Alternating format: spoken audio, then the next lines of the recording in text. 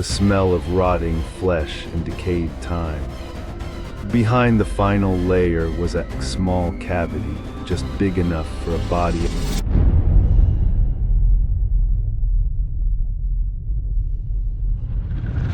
Martha never imagined living in a place like this, an old farmhouse over 10 miles from the nearest town, surrounded by wilted golden fields and a dark, inky forest.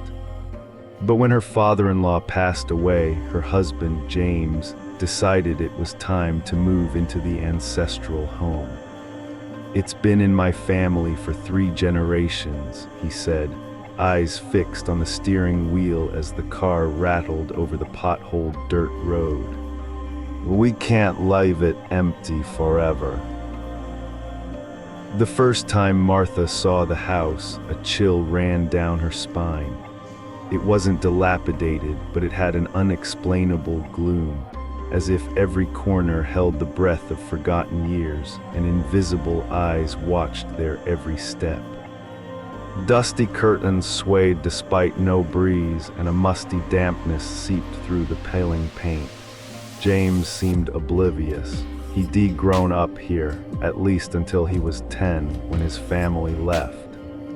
When Martha asked why they'd abandoned such a house, he just shook his head and said, "It was my mother's decision. I don't know much."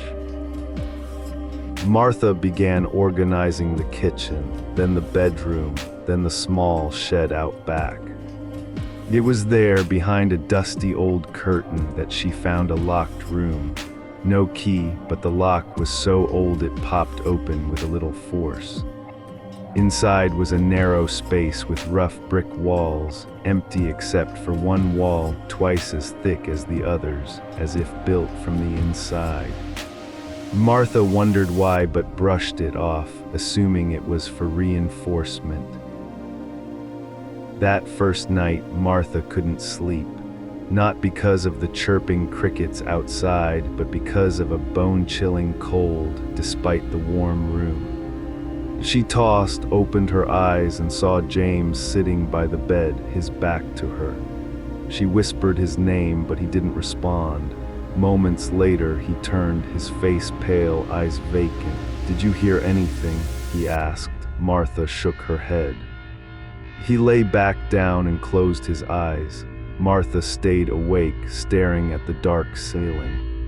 In the silent darkness, she thought she heard a faint knocking coming from the wall behind the storage room, just her imagination. She told herself that it had to be. Martha tried to forget the strange knocking from the previous night, convincing herself it was just a branch tapping the roof or a small animal scurrying in the wooden walls. But on the second night, she heard it again, clearer this time.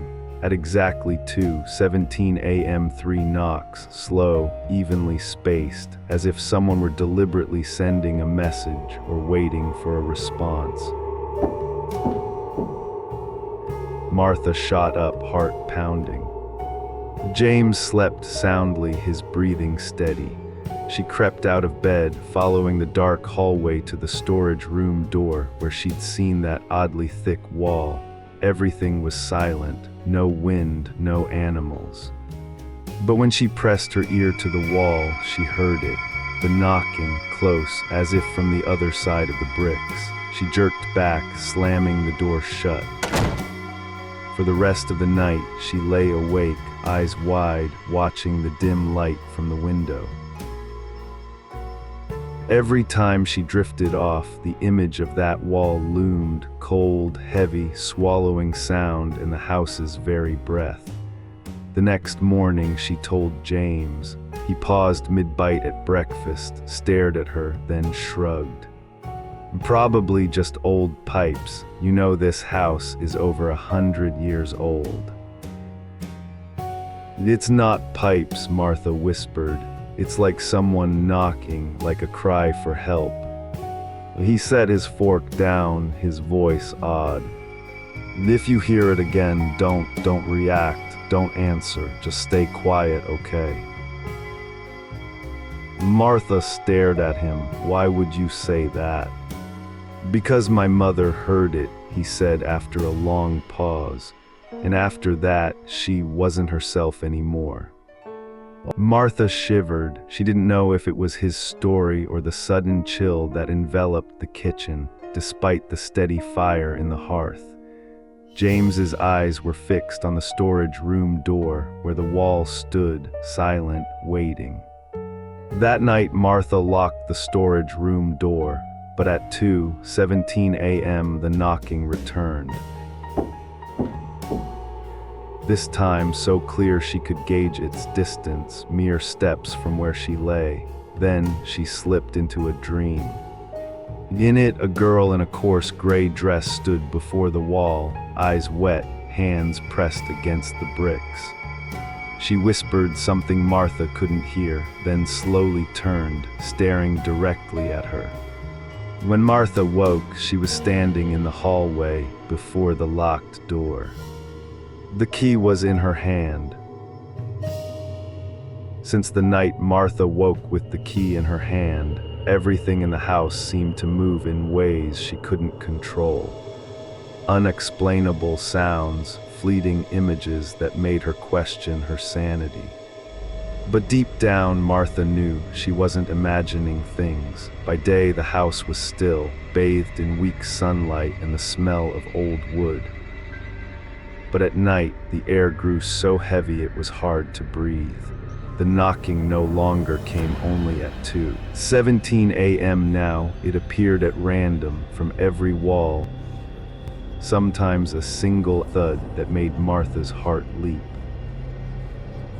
One morning, she found a dusty handprint on the storage room wall, right in the middle of that strangely thick section. It was small, delicate, like a girl S. She wiped it away, but when she turned back, the handprint was still there. James lost his calm. He grew irritable, sleepless, muttering nonsense in the dark. Martha caught him talking to himself, but when she entered the room, he'd turn away as if caught doing something wrong. One night, she saw him standing before the wall, his trembling hand touching the bricks. "She won't let us go," he whispered. "Who's she?" Martha asked. He didn't answer. He just looked at her with eyes she'd never forget, terrified yet guilty. Martha started digging into the house's history. Among her father-in-law's old papers, she found a blurry black and white photo taken in the backyard showing a group of people in a row. Among them was James as a child next to his mother. And in the far right corner, nearly hidden by a tree, was a young girl in a maid's uniform. Her face unclear, but her eyes heavy with sorrow. No name, no information about her.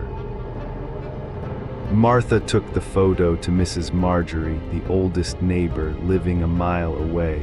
When the old woman saw it, she froze. "I thought it was buried forever," she said, her voice trembling. Martha sat beside her, pleading, "What do you know?" After a long silence, Marjorie sighed. "Her name was Lillian, an orphan taken in by your husband's family as a maid when she was young.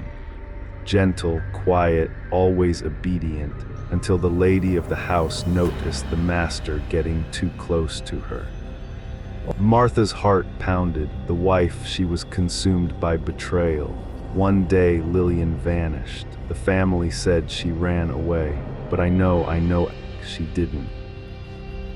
Kids around here said they heard crying from the house's walls at night. I visited that house years ago, and I heard the knocking too. Martha felt ice in her veins. Then, Marjorie continued, your mother-in-law lost her mind. She'd sit for hours in front of a wall, whispering. Then one day, she jumped into the well and killed herself.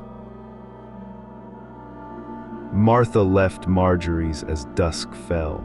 Her mind echoed with Marjorie's words. Lillian never left. She's still there in that house. That night, Martha decided to talk to the ghost asterisk. When the knocking came again, 3 knocks at 2:17 a.m., she sat up, took a deep breath, and approached the storage room door.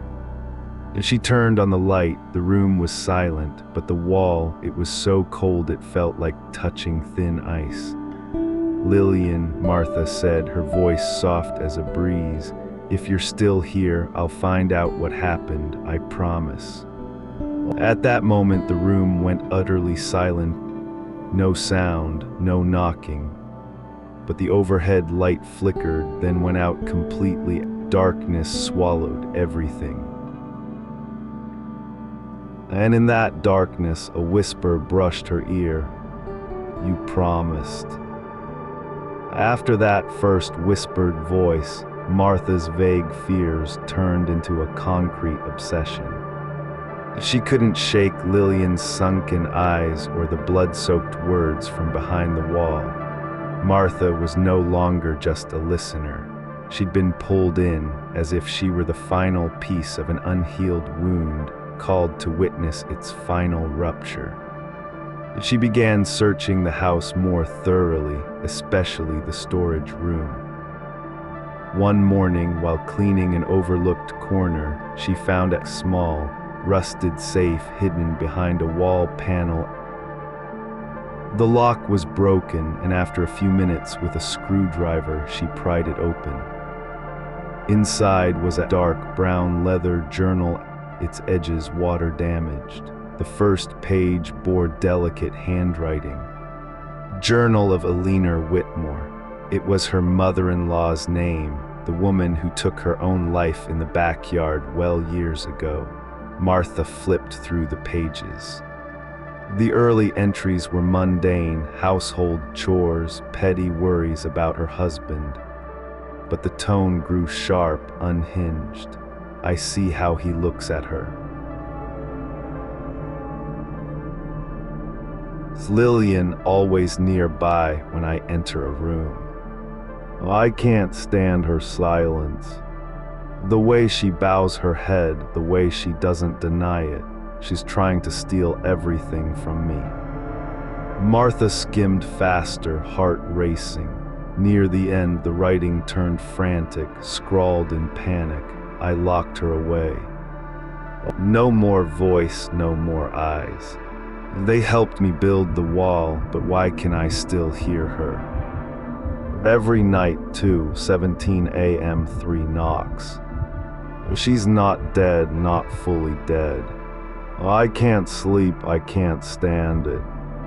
She wants me to go mad, and I am.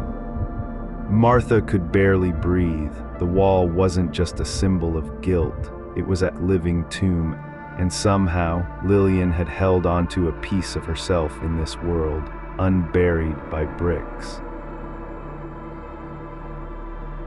That evening, Martha confronted James, journal in hand. He stared at it, his face ashen, as if he'd seen a ghost. "Why didn't you tell me?" Martha shouted. "You knew about this, didn't you? You knew what happened to her." He sank into a chair, hands clutching his head. "My mother told me when I was 16, he whispered. "She said she made a mistake, that she couldn't live with it, but she also said Lillian cursed this house. That if anyone hears the knocking and responds, then what? Then Lillian will come back." Martha froze, the journal slipping from her hand. "She told me if you hear the knocking, never respond, never promise, never speak to her." "You knew I heard it," Martha choked out, "and you still let me stay here." "I thought it'd be fine if we didn't mention her. Mom said she only seeks women like her, like you, the women of this house." Martha felt like she was falling into a bottomless pit. Part of her wanted to flee this cursed farm immediately. But another part, stronger, urged her to open the wall, to free the trapped soul, or at least face it. The next day, Martha returned to the storage room. Gathering her courage, she knocked on the wall 3 times, mimicking what she'd heard. Then silence. A minute passed, then 2. Nothing happened. But that night she dreamed of Lillian, no longer a shadow but vivid, every hair clear. She stood in the room, her deep eyes locked on Martha. "You knocked," she whispered. "You heard, you promised." Martha woke, drenched in sweat, and saw dusty handprints covering the floor, as if someone had crawled through the dust on their hands. She had no choice left. That evening, Martha smashed the wall with a sledgehammer. James didn't stop her, he just sat in the corner, eyes vacant. She swung, bricks crumbling, and then a horrific stench hit her. The smell of rotting flesh and decayed time. Behind the final layer was a small cavity, just big enough for a body. Inside was a young girl's corpse in a maid's dress, limbs curled in desperation. Hands still clawing the inner wall, nails broken and splintered.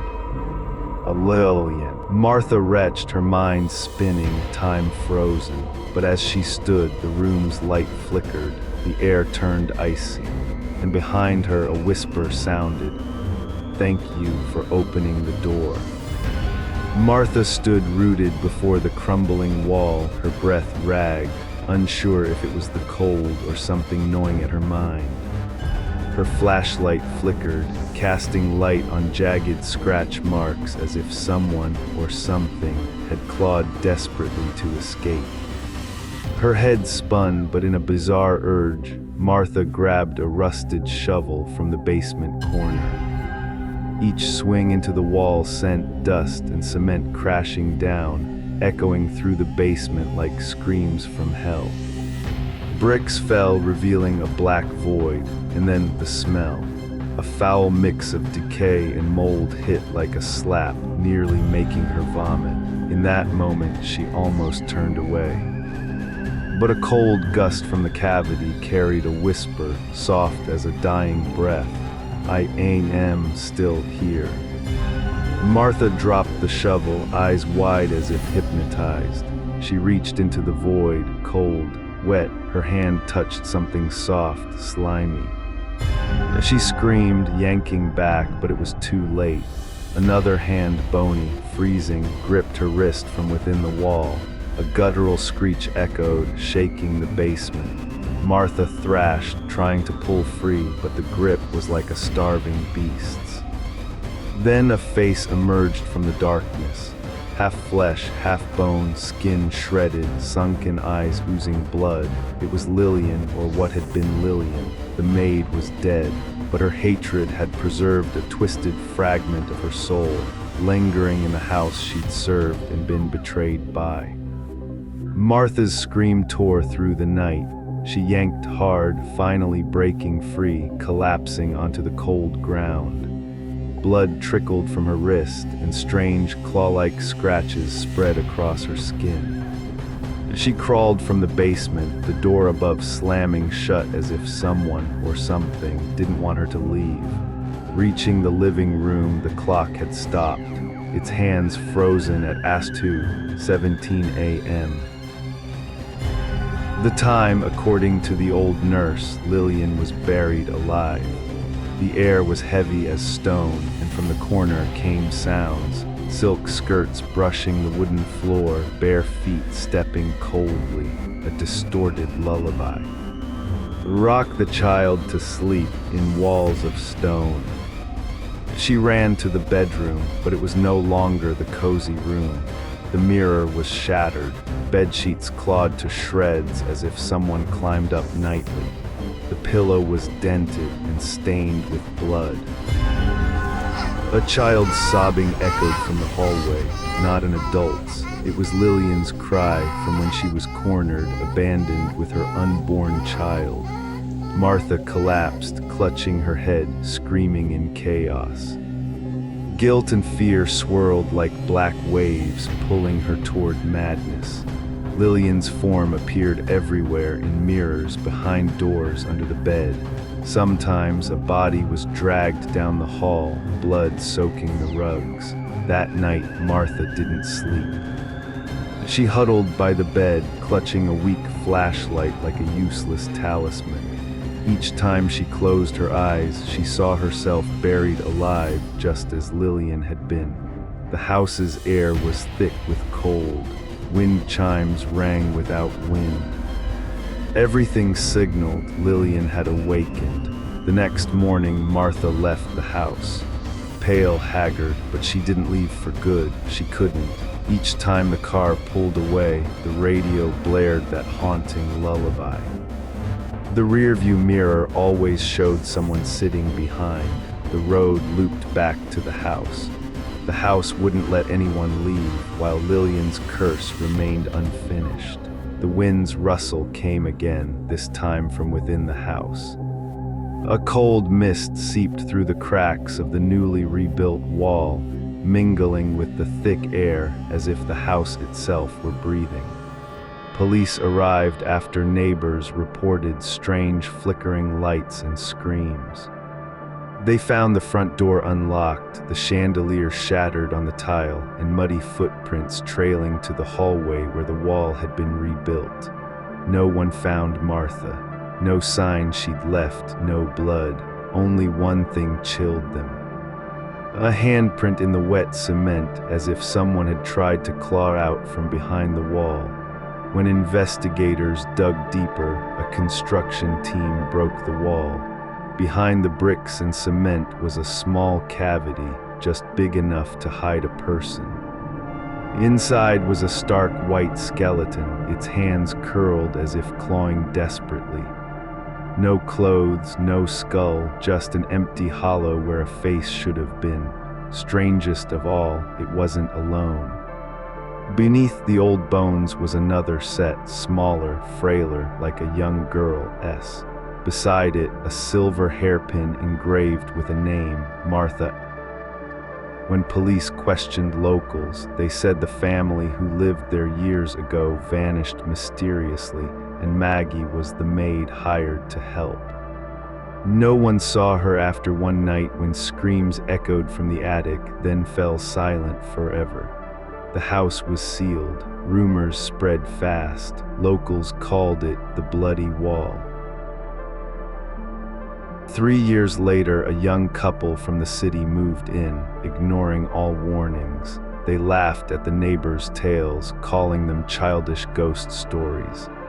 On their first night, the wife woke at 2:17 a.m. She heard soft knocking from behind the bedroom wall. The knocking stopped, then a whisper brushed her neck, icy.